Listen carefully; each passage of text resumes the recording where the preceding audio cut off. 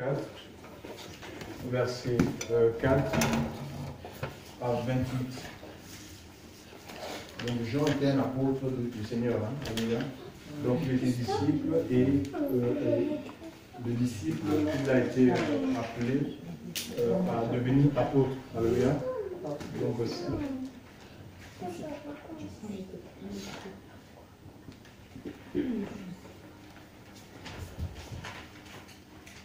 Donc quelqu'un n'a pas juste fait lecture, hein. On y a au droit. Tout le monde comprend. Or, il fallait qu'il traverse la Samarie. Il arriva dans une ville de Samarie nommée Sychar, près du champ que Jacob avait donné à Joseph son fils. Or, il y avait là la fontaine de Jacob et Jésus, fatigué du voyage, se tenait là assis sur la fontaine. C'était environ la 6e heure. Et une femme samaritaine vint puiser de l'eau. Jésus lui dit, donne-moi boire. Car ses disciples étaient allés à la ville pour acheter des livres. Mais cette femme samaritaine lui dit, comment toi, qui es juif, me demandes-tu à boire à moi, qui suis une femme samaritaine? Car les juifs n'ont pas de relation avec les samaritains. Jésus lui répondit et lui dit, si tu connaissais le don de Dieu, qui est celui qui te dit, donne-moi à boire, tu lui aurais toi-même demandé à boire et il t'aurait donné de l'eau vive. La femme lui dit, Seigneur, tu n'as rien pour puiser et le puits est profond. D'où aurais-tu donc cette eau vive? Es-tu plus grand que Jacob notre père qui nous a donné ce puits et qui en a bu lui-même, ainsi que ses enfants et son bétail? Jésus répondit et lui dit, quiconque boit de cette eau-ci aura encore soif. Mais celui qui boira de l'eau que je lui donnerai n'aura jamais soif, mais l'eau que je lui donnerai deviendra en lui une fontaine d'eau qui jaillira jusque dans la vie éternelle. La femme lui dit, Seigneur, donne-moi de cette eau, afin que je n'ai plus soif et que je ne vienne plus ici puiser de l'eau. Jésus lui dit, va, appelle ton mari et viens ici. La femme répondit et lui dit, je n'ai pas de mari. Jésus lui dit, tu as bien dit, je n'ai pas de mari. Car tu as eu 5 maris, et celui que tu as maintenant n'est pas ton mari, et en cela tu as dit la vérité. La femme lui dit, Seigneur, je vois que tu es un prophète. Nos pères ont adoré sur cette montagne, et vous dites que le lieu où il faut adorer est à Jérusalem. Jésus lui dit, femme, crois-moi, l'heure vient où ce ne sera ni sur cette montagne, ni à Jérusalem que vous adorerez le Père. Vous adorerez ce que vous ne connaissez pas, nous adorons. Vous adorez ce que vous ne connaissez pas. Nous adorons ce que nous connaissons, car le salut vient des Juifs. Mais l'heure vient, et elle est déjà venue, où les vrais adorateurs adoreront le Père en esprit et en vérité, car ce sont là les adorateurs que le Père demande. Dieu est esprit, et il faut que ceux qui l'adorent en esprit et en vérité. La femme lui répondit, je sais que le Messie, c'est-à-dire le Christ, doit venir. Quand donc il sera venu, il nous annoncera toutes ces choses. Jésus lui dit, moi je suis qui te parle. Sur cela, ses disciples vinrent et s'étonnèrent de ce qu'il parlait avec une femme. Toutefois, aucun ne dit, que demandes-tu ou pourquoi parles-tu avec elle? La femme, ayant laissé sa cruche, s'en alla dans la ville et elle dit aux habitants, venez voir un homme qui m'a dit tout ce que j'ai fait. Ne serait-ce pas le Christ? Gloire à Dieu. Donc ici nous avons une histoire qui nous est relatée par l'apôtre Jean. Cette histoire concerne la rencontre de Jésus avec la femme samaritaine dans le pays, appelons ça comme ça, le pays de la Samarie, la contrée de Samarie. Elle habitait Sychar.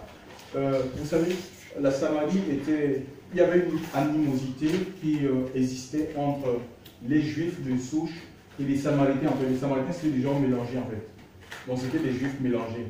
Et d'après la loi que Moïse avait reçue, Israël ne devait pas s'allier, le peuple juif ne devait pas s'allier par mariage avec une autre tribu, en fait, avec une autre nation. Donc, et quand il y a eu le schisme en Israël, donc, suite à l'idolâtrie de Salmon, parce que le Seigneur avait laissé une seule tribu, la tribu de Juda, pour que son fils Roboam puisse régner sur cette tribu. Et il y a 10 tribus qui se sont alliées à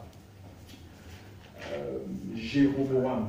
Jéroboam était le serviteur de Salomon. Et quand Salomon est tombé dans l'idolâtrie, il lui a demandé de... Il n'a pas voulu en fait. Il s'est opposé à lui et il a voulu le tuer en fait. Et celui-ci s'est échappé, Jéroboam s'est échappé pour sauver sa vie. Il est allé se réfugier en Égypte jusqu'à la mort de Salomon. Donc c'était des choses qui étaient conduites. Et Dieu l'avait appelé en fait. Dieu l'a appelé, il a donné, je crois, oui, c'est 11 tribus, il a donné 11 tribus à cet homme de régner sur cette tribu. Par contre, lui-même, les mêmes choses qu'il reprochait, et c'est ce qu'on voit aujourd'hui, hein, les mêmes choses qu'il reprochait Salomon, il a été pire. Il a reproduit, pourquoi? Parce qu'il avait peur. Il a eu à un moment donné peur dans sa vie que, comme il y avait en Israël, il y avait le temple, mais le temple se trouvait à Jérusalem. Alléluia. Jérusalem, donc là où il y avait la tribu de Juda. Le temple se trouvait là et comme il y avait dans les fêtes que Dieu avait données à son peuple, il y en avait 7 et 3 qui étaient des fêtes de pèlerinage.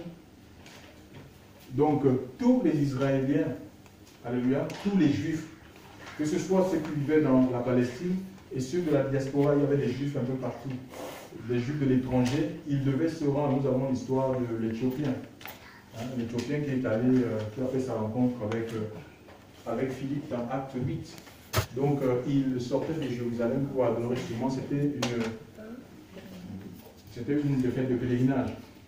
Donc, et comme le peuple avait cette coutume-là d'aller chaque année, et 3 fois par an, il se rendait, il s'est dit non, si je laisse ce peuple, sûrement son cœur va se détacher de moi et ils vont retourner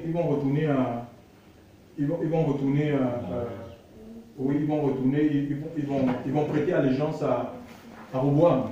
Il a oublié que c'est Dieu qui l'avait établi en fait. Et le schisme était voulu par le Seigneur. Qu'est-ce qu'il a fait? Il a établi à Dan et à Béthal des veaux d'or en disant que voici le Dieu qui vous a sorti. Donc en Samarie, il a établi des veaux d'or en disant que bon voilà, maintenant le peuple ne retournait plus là-bas à Jérusalem, ou adorer ici en fait. Et on s'est mis à faire des prêtres, même ceux qui ne l'étaient pas. L'histoire se retrouve dans le livre des rois et des chroniques. Hein. Ceux qui n'étaient pas, parce que la prêtrise était réservée aussi aux Lévites. Hein, c'était la tribu de Lévites qui était réservée pour faire la prêtrise, mais là, tout le monde qui voulait devenir prêtre, donc c'était un peu la confusion. Donc ça a fait naître toute l'idolâtrie, c'était terrible. Donc c'était une ville idolâtre. Ils étaient donc mélangés, ils se mariaient avec des Cananéens, des Hittiens, des Héviens. C'est ça qui a donné les Samaritains, des Juifs qui se sont mélangés en fait. Donc ici, donc pour eux, pour les Juifs de souche, ils étaient considérés comme des impurs.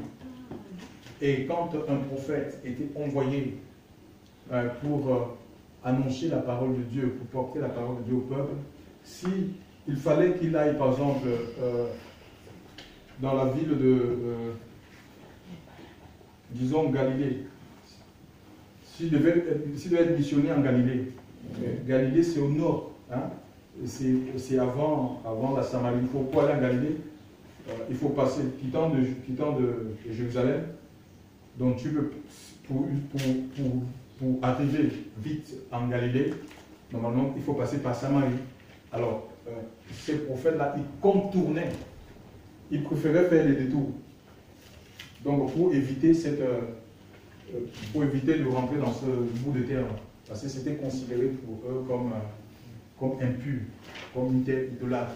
Mais là, nous voyons que Jésus voit des choses d'une autre manière. Alléluia. Et le Fils de l'homme, d'après la Bible, nous dit qu'il est venu chercher, sauver ce qui était. Il est venu pour les perdus. Alléluia. Il est venu pour les malades. Il est venu pour les parias, les rejetés, chers frères et sœurs, dans le Seigneur. Jésus, lui, il est allé dans cet endroit.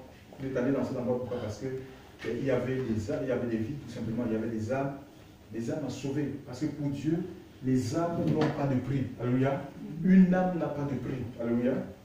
Une âme n'a pas de prix, on ne peut pas. C'est vrai, il y a eu l'esclavage où on pouvait, le Seigneur lui-même, on l'estimait à 30 pièces. Non, c'est impossible. Une âme n'a pas de prix, une vie n'a pas de prix. C'est pourquoi quand on est malade, quand les gens sont malades, on est prêt pour sauver notre vie. On est prêt même à sacrifier tout notre héritage. Alléluia. On est prêt à s'endetter. Les gens sont prêts parce qu'on ne veut pas mourir, chers frères et sœurs. La vie n'a pas de prix. Et le Seigneur est allé dans cet endroit-là. Et il va faire, n'est-ce pas, cette rencontre avec cette femme, dite femme samaritaine. Il était midi et Jésus était fatigué du voyage, comme dit l'Écriture, pour dire qu'aussi Jésus était un être, il était Dieu, mais en même temps il était homme. Alléluia. Il était homme et quand on est un être humain, on peut sentir la fatigue. On est soumis aux lois, hein, les lois physiques, les lois géographiques aussi, quoi. Donc Jésus ne pouvait pas être en même temps en Israël, en même temps, je ne sais pas, en Chine. Il ne pouvait pas se dédoubler, même en Israël. Ça veut dire que s'il était à Jérusalem, il ne pouvait pas être en même temps en Jérusalem, en même temps en Samarie. Il fallait qu'il se déplace. Il s'est déplacé, fatigué du voyage, et il va se retrouver dans ce puits, le puits qu'avait le puits de Jacob, nous dit l'Écriture. Et cette femme va s'amener, chers frères et sœurs. Alléluia. Et là, ils vont entamer une discussion. Jésus va demander de l'eau à cette femme. Alléluia. Et la femme va être étonnée. Elle va dire, mais c'est un juif, sûrement de par sa tenue vestimentaire, la couleur de la peau, les cheveux. Elle va dire, mais comment toi, juif, tu me demandes de l'eau à moi qui suis une samaritaine? L'Écriture dit qu'il n'y avait pas de relation entre ces personnes-là. Il n'y avait même pas une possibilité de s'entraider. Et Jésus va répondre à cette femme que femme, si tu connaissais le don de Dieu, et qui est celui qui te dit donne-moi de l'eau, toi, tu lui aurais demandé de l'eau et il t'aurait donné de l'eau vive. Alléluia. Et le Seigneur aussi ce matin, aujourd'hui, ce n'est pas la femme samaritaine, c'est nous, chers frères et sœurs. Il y a beaucoup de personnes qui jouent avec leur foi, qui jouent avec l'appel de Dieu dans leur vie.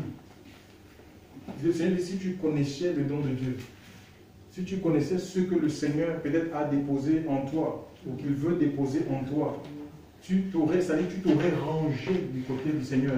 Tu lui aurais donné totalement ta vie. Tu lui aurais donné totalement ton cœur. Parce que l'œuvre de Dieu, voyez, ne peut pas se faire. Si on va dans le verset 28, cette femme avait une cruche, alléluia, et on voit qu'elle va abandonner sa cruche pour aller quoi? Porter la bonne nouvelle. La cruche, c'est quelque chose qui pèse, c'est un vase. Et à l'époque, les vases c'était fait en argile, oui, voilà, mais c'est pesant, je ne sais pas combien ça pouvait. C'est quelque chose de lourd. Alléluia. Vous voyez, on ne peut pas entrer dans le nouveau avec notre passé, c'est impossible. Elle a déposé, l'Écriture dit qu'elle a déposé sa cruche parce que c'était lourd. Elle s'est allégée, alléluia, pour aller maintenant faire l'œuvre de Dieu. On ne peut pas aller sauver les gens avec notre passé si nous-mêmes on n'est pas transformés. On refuse la transformation, c'est impossible. Notre message n'aura pas d'impact dans les cœurs. Ça ne va pas toucher les cœurs. Il dit, si tu connaissais le don de Dieu et qui est celui qui te dit donne-moi, tu lui aurais demandé et t'aurais donné de l'eau vive. Oui, mais la femme va rentrer dans les raisonnements, mais tu n'as rien pour puiser. Le puits est profond. Est-ce que tu es plus grand que notre père Jacob? Il a bu, ses animaux ont bu et tout. Chers frères et sœurs, en fait, chers frères et sœurs, nous ne devons pas limiter l'action de Dieu. Alléluia. Nous ne devons pas limiter l'action du Seigneur. Dieu, nous servons un Dieu tout-puissant. Tout. Il n'y a pas de situation qui soit désespérée devant le Seigneur. Il n'y a pas quelque chose que Dieu ne puisse faire dans une vie. Même là où on a déclaré la condamnation, là on a dit ici c'est impossible. Avec Dieu, tout est possible. Et tout est possible à celui qui croit. Alléluia. Nous devons sortir. Ce sont les raisonnements, chers frères et sœurs. Les raisonnements, nos calculs qui peuvent empêcher l'action de Dieu dans notre vie.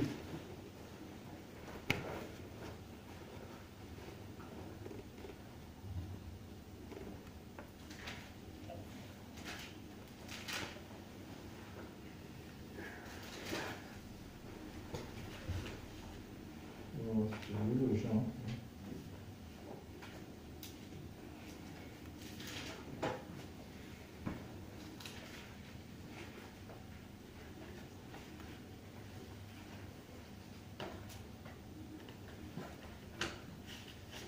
Ouais, le puits est profond, tu n'as rien pour puiser, tu n'as pas un seau avec une corde. D'où aurais-tu donc cette eau? Es-tu plus grand que notre père Jacob, qui nous a donné ce puits et qui en a bu lui-même, ainsi que ses enfants et son bétail? Jésus répondit, dit, quiconque boit de cette eau aura encore soif, mais celui qui boira de l'eau que je lui donnerai n'aura jamais soif, mais l'eau que je lui donnerai deviendra en lui une fontaine d'eau qui jaillira jusque dans la vie éternelle. Vous voyez? Quiconque boira de cette eau aura encore soif. Et dans le monde, il y a des puisards comme ça. Il y a des puits, il y a des citernes disséminées. Alléluia. Et quelquefois, peut-être nous avons vu, nous sommes abreuvés, mais la citerne a une capacité. La citerne, que ce soit la citerne, il y a des citernes, il y a des puits, et en même temps, il y a des vases aussi. Et les citernes, oui, la quantité, il peut arriver qu'une citerne soit sèche, hein, parce que tellement on a puisé, il n'y a plus rien. Il y a des citernes aussi qui ne retiennent pas d'eau, qui sont fissurées. Elles ne retiennent pas d'eau parce qu'elles sont fissurées. Des vases ont une capacité de contenance qui est limitée. C'est pourquoi cette femme était amenée continuellement à venir dans ce puits, le puits de Jacob. Pourquoi? Pour s'approvisionner. Parce qu'elle va dire, mais donne-moi de cette eau pour que je ne vienne plus ici. Alléluia. Oui, pour que je ne vienne plus. Donc elle avait continuellement, il fallait qu'elle passe son vase était limité, chers frères et sœurs. Elle était obligée de revenir. Alléluia. Donc, et ici, le Seigneur nous propose pas un puits, mais il parle des fleuves. Alléluia. Le Seigneur parle des fleuves dans le livre de Jean, chapitre 7. Il dit, celui qui croit en moi, les fleuves d'eau vive couleront de son sein jusque dans la vie éternelle.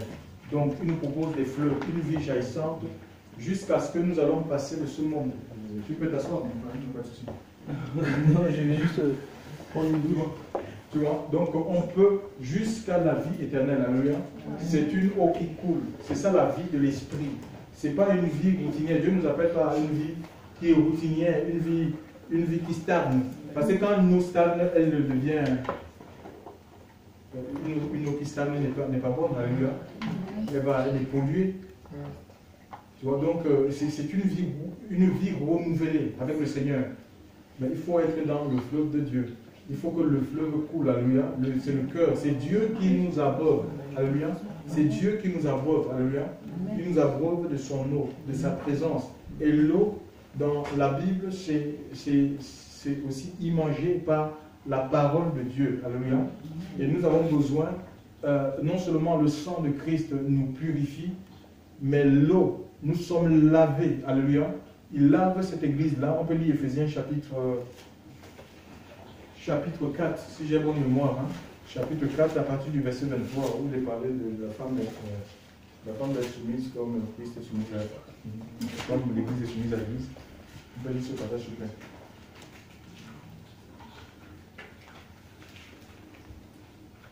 Éphésiens 5. C'est Éphésiens 5 5. Oui, vas-y. Car le mari est le chef de la femme. Viens avec toi, mon frère. Car le mari est le chef de la femme comme Christ est le chef de l'Église, qui est son corps et dont il est le sauveur. Or, de même que l'Église est soumise à Christ, les femmes aussi doivent l'être à leur mari en toutes choses. Et vous, maris, aimez vos femmes comme Christ a aimé l'Église et s'est livré lui-même pour elle, afin de la sanctifier en la purifiant et en la lavant par l'eau de la parole. Ah voilà, donc on voit que l'eau de la parole, nous avons besoin d'être lavés par l'eau de la parole. L'eau nous lave et l'eau enlève la saleté. Vous voyez que M. Guillaume nous a dit qu'on peut aller prendre une douche parce que peut-être sans la transpiration. Tu vois? Donc l'eau, ça nous lave, ça enlève la transpiration, les mauvaises odeurs. Alléluia.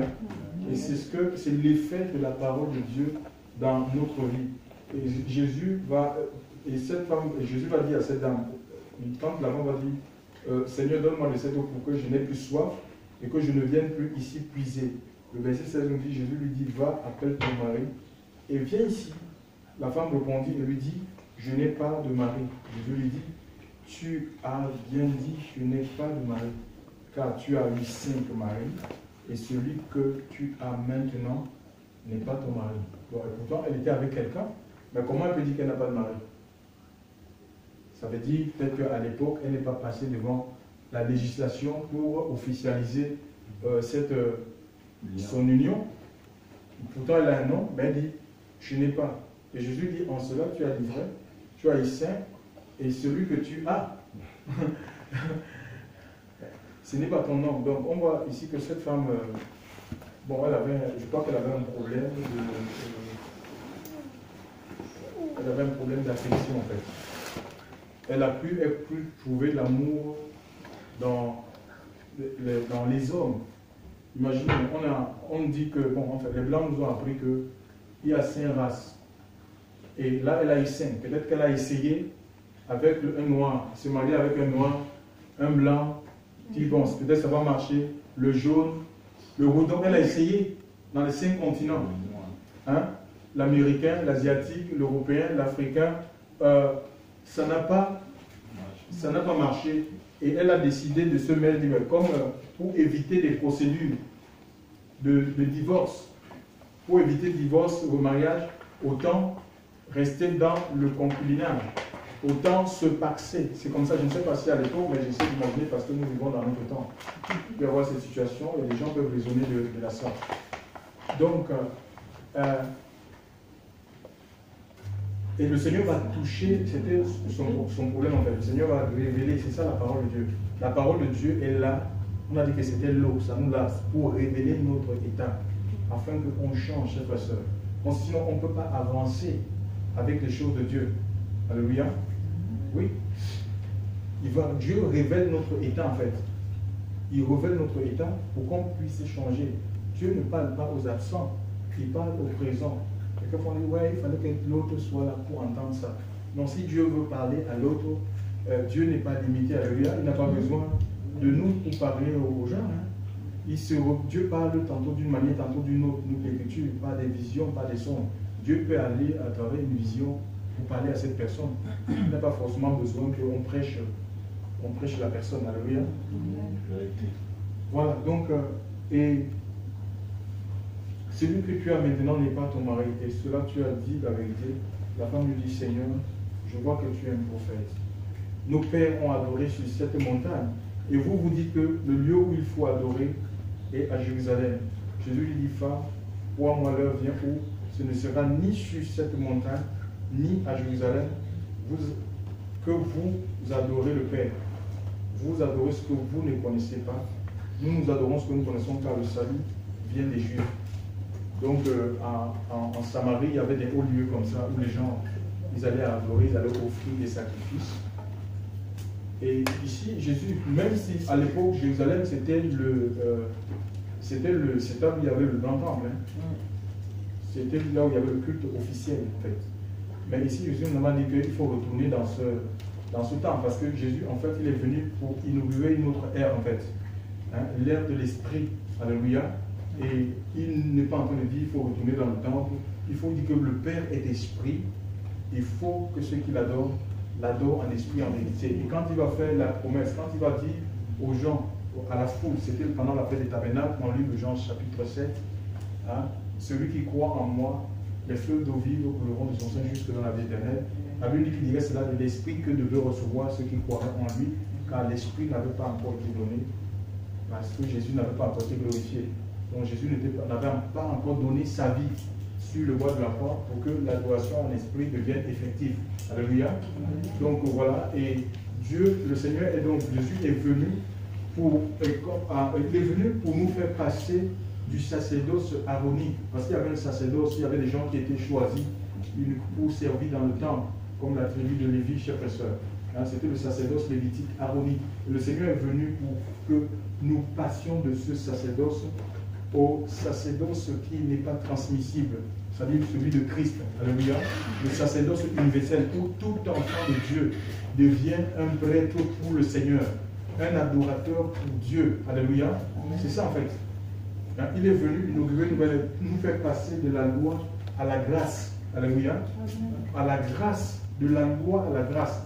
Les lois cérémonielles où les gens étaient comme enfermés. Il faut payer les dîmes. Il faut payer ceci. Non, chers frères et sœurs, il faut payer les dîmes à certaines personnes.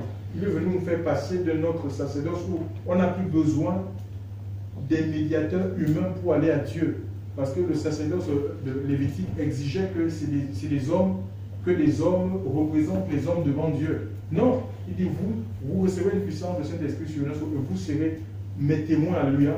On devient les témoins de Dieu. Parce que les Lévites, c'était ceux qui étaient les témoins de Dieu sur la terre. L'Esprit de Dieu reposait que sur ces personnes-là, sur les sacrificateurs. Les rois et les prophètes de l'époque. Donc ce n'était pas sur tout le monde. Alléluia. Et la possibilité est donnée. C'est une adoration qui est ouverte à tous, mais maintenant il faut que chacun ouvre son cœur, tout simplement, à Dieu, peu importe qui nous sommes, qu'on soit un peu considéré comme ces Samaritains. Alléluia. Le salut nous est accordé. Alléluia. C'est vrai que le salut vient des Juifs, mais quand Jésus s'est rendu dans ce territoire pour les annoncer, ils n'ont pas voulu, ils sont restés enfermés dans les pratiques mosaïques. Alors que le Seigneur voulait les amener à passer à autre chose. Chers frères, à passer de l'autre bord, à passer à une autre dimension. Ils sont restés figés. Alléluia. Et c'est la même chose, même nous qui avons l'Esprit de Dieu, nous expérimentons les grâces du Seigneur. On peut rester figé dans son mode de fonctionnement, chers frères. On peut rester assis dans les acquis. On dit c'est suffisant et beaucoup sont restés comme ça dans les acquis. Et pourtant, avec le Seigneur, Dieu veut nous renouveler, il veut nous amener de gloire en gloire. Alléluia. D'expérience en expérience. C'est ça la vie avec le Seigneur.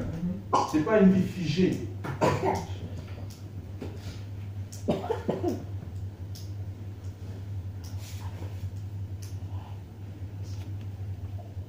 Oui, nous pouvons adorer sur cette montagne. Vous dites que c'est à Jérusalem qu'il faut adorer. Donc il n'y a pas de lieu où Dieu ne puisse se révéler. Ça, il faut le comprendre. Alléluia. Donc Dieu est esprit. Le Père est esprit. Et il n'y a pas, on n'a pas, en tant qu'enfant de Dieu, nous n'avons pas fait des pèlerinages. On dit qu'il faut aller faire le pèlerinage dans tel endroit où il y en a qui se font rebaptiser. Ils se font rebaptiser au Jourdain en disant que c'est là où ça c'est là où Jésus s'est baptisé. Il faut qu'on se rebaptise. Non, chers frères et sœurs. Les apôtres, quand Dieu les a dit allez dans tout le monde, le Jourdain ne se trouve pas dans tous les coins du monde. Alléluia. Ils avaient des rivières et ils baptisaient les gens dans ces rivières, dans ces fleuves, dans les baignoires ou les lieux où ils allaient. Alléluia. C'est comme ça. Chers frères dans le Seigneur. Alléluia. Oui. C'est une adoration en esprit, en vérité. C'est-à-dire que nous devons quitter l'idolâtrie en fait. Il faut abandonner l'idolâtrie et la religion peut devenir une idolâtrie. Je suis catholique, je suis protestant, je suis évangéliste. C'est pas ça en fait. Je suis évangéliste, je suis pentecôtiste. Non. Nous devons quitter l'idolâtrie, chers frères et sœurs. Alléluia. On n'a pas l'adoration en esprit proscrit toute adoration, toutes les images, des images taillées. On a des images, il y a peut-être des lieux de culte, les gens ils font des images, se prosternent devant des images, attention. Parce que derrière l'image, la Bible dit qu'il y a un esprit. On peut le lire Apocalypse. Et cet esprit, l'esprit qui anime l'image, va nous posséder en fait. On n'adore pas les images. Alléluia. Apocalypse 13, à partir du verset 13 à 14.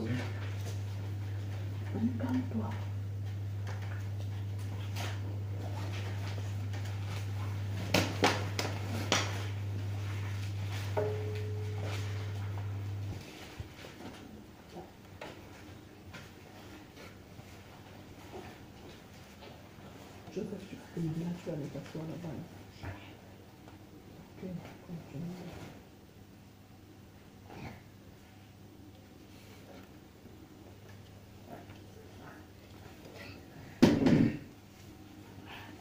Oui, tu peux lire. Oui, vas-y. Oui. Il opérait de grands prodiges, même jusqu'à faire descendre le feu du ciel sur la terre devant les hommes. Et elle séduisait les habitants de la terre à cause des prodiges qui lui étaient donnés d'opérer en présence de la bête, disant aux habitants de la terre de faire une image de la bête qui avait reçu le coup mortel de l'épée et qui était bien vivante. Et il lui fut donné de mettre un esprit à l'image de la bête afin que l'image de la bête parle et qu'elle fasse. Donc il y a un esprit derrière l'image, hein, les statuettes que vous voyez, il y a des démons, c'est des choses qui sont parfois magnétisées, exorcisées. Magnétisées en fait, il y a des choses qu'on met, même les images des pasteurs, on les voit dans les dans les assemblées, on te demande de baiser l'image du pasteur. C'est un envoûtement, cher pasteur dans le Seigneur. Hein? Dieu ne veut pas ces choses. On peut lire Exode 20, le premier verset d'Exode 20.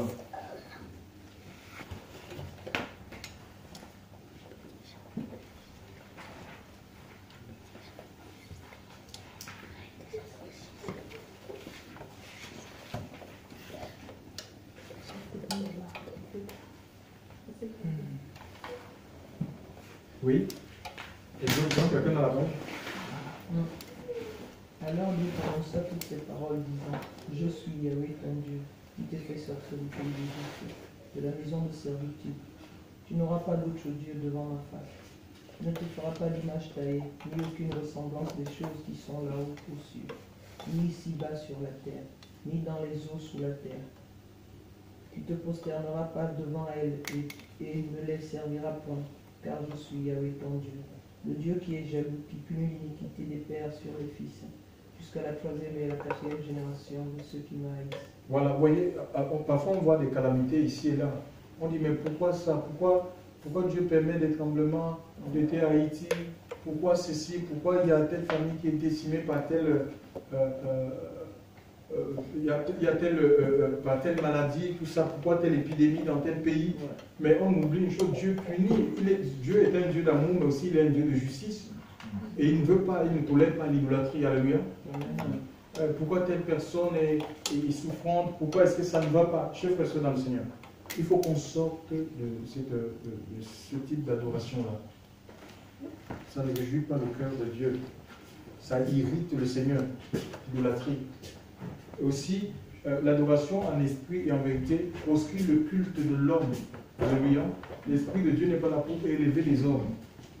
Et ça prend de plus en plus de l'ampleur. Nous allons voir dans, par exemple, le livre, ça peut arriver, cher pasteur, le fait que Dieu utilise quelqu'un, mais aussi c'est à la personne qu'il faut qu'on enseigne aux gens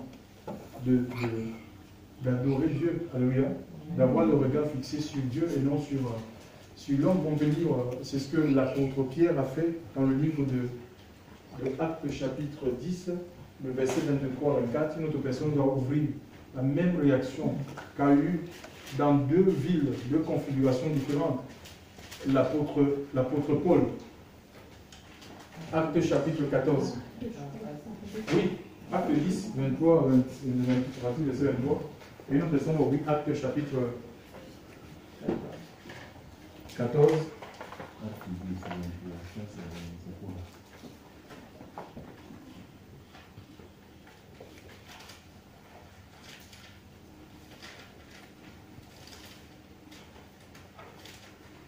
Ouais, c'est bon.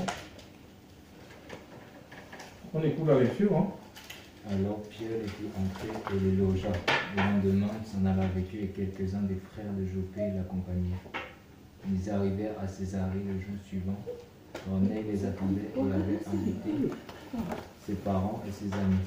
Lorsque Pierre entra, Corneille, qui était allé au-devant de lui, se jeta à ses pieds et se prosterna. Mais Pierre le releva en lui disant: Lève-toi, moi aussi je suis un homme. Voilà, Pierre lui dit: Lève-toi.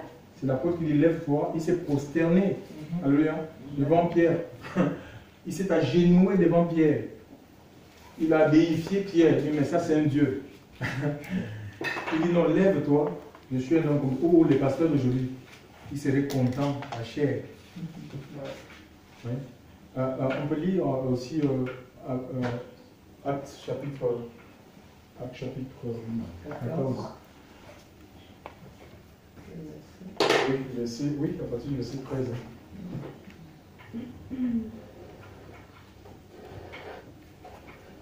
Le prêtre de Israël qui était à l'entrée de la ville, ayant mené des taureaux et des couronnes jusqu'à l'entrée de la porte, voulait de même que la foule offrir un sacrifice.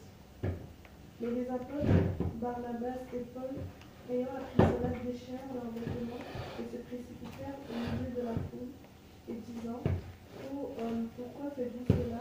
Nous aussi, nous sommes des hommes, sujets aux mêmes infirmités que vous. Ah voilà, nous sommes des hommes sujets aux mêmes infirmités que vous. On l'a même regardé que Pierre n'était pas avec Paul et Barnabas dans la vie de Lystre.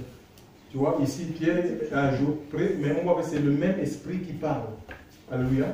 Parce que les gens vous disent que oui, c'est la même église, on doit tous les chrétiens, ils veulent l'unité des églises en fait, une unité charnelle en disant que oui, c'est les enfants de Dieu du monde. Non, c'est une unité dans la parole de Dieu. Deux personnes ne peuvent pas marcher ensemble s'ils ne sont pas d'accord. Amos 3:3. Alléluia. Oui, il faut qu'on s'accorde déjà dans les enseignements.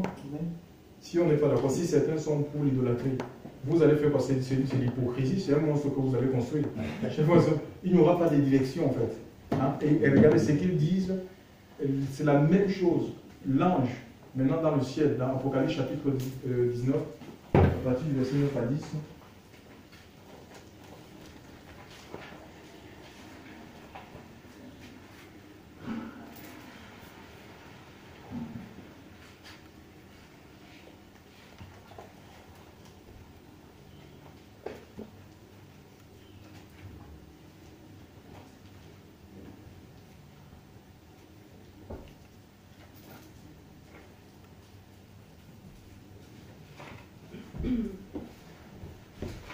Mais comme quelques-uns restés endurcis et rebelles, décriant devant la multitude la voix du Seigneur, il se retira d'eux, sépara les disciples. Non.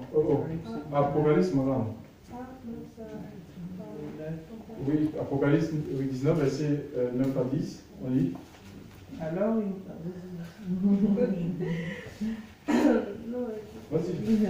il me dit, écris, bénis sont ceux qui sont appelés au festin des noces de l'agneau.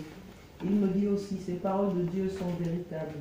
Alors je tombais à ses pieds pour l'adorer, mais il me dit, garde-toi de le faire.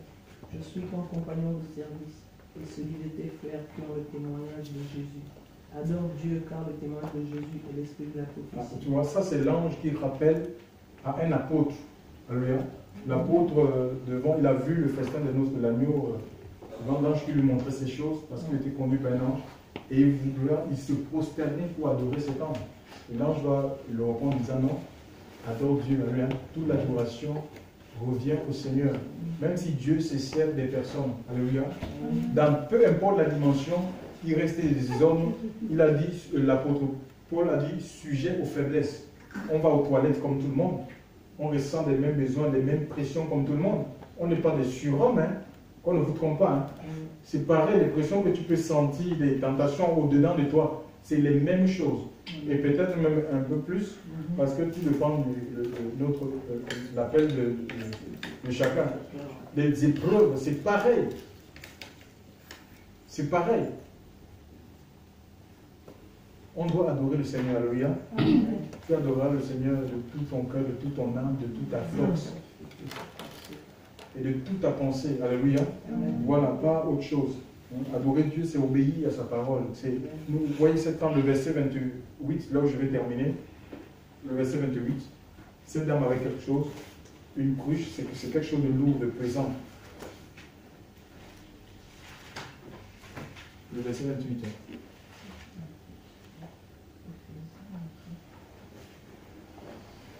Oui. La femme, ayant laissé sa cruche, s'en alla dans la ville et dit aux habitants, venez voir un homme qui m'a dit tout ce que j'ai fait.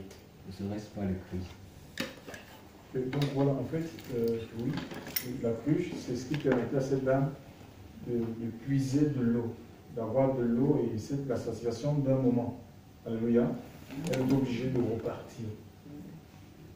Je ne connais pas combien ça pesait, ou la couleur, ou de quoi cette cruche était faite.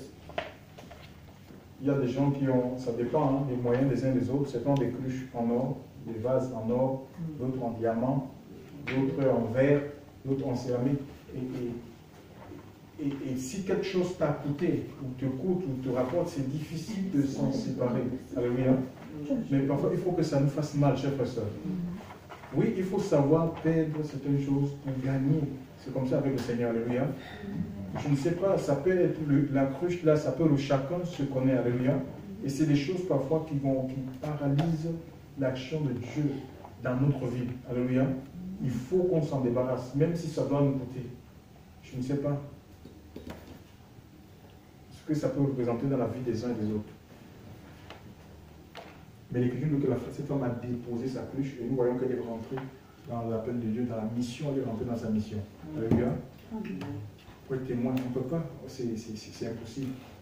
Oh non, mes frères, tu sais, ça me rapporte, j'ai souvent entendu. Oh frère, tu sais, je ne peux pas laisser cet homme, c'est celui qui paye mon loyer. Ah bon? Tu ne veux pas croire en Dieu, Dieu est tout puissant. Si tu t'appelles, ce n'est pas pour t'abandonner. Si tu t'appelles, ce n'est pas pour que tu grandisses dans la misère, la pauvreté et la manche. Alléluia. Il faut, c'est un problème de foi tout simplement. Seigneur, je fais foi en ta parole. Et tu vas vivre l'action de Dieu. Alléluia. Donc c'est Dieu qui arrange notre vie, c'est pas nous. Hein. Ou j'attends que Seigneur, si tu as fait un signe, comme ça je me débarrasse de ça. J'attends d'abord que tu agisses. Non. Ça, ce n'est pas la foi, ça en fait. J'attends d'abord que tu accomplisses quelque chose pour que je me range de ton côté. Non. Alléluia. Tu te ranges et le Seigneur prend soin de toi. Alléluia. Tu te ranges et le Seigneur t'utilise. Alléluia. Gloire à Dieu. Que le nom du Seigneur soit béni ce matin. Et au moment où on est en prière, chacun prie pour sa vie. Seigneur, je veux te bénir encore ce matin.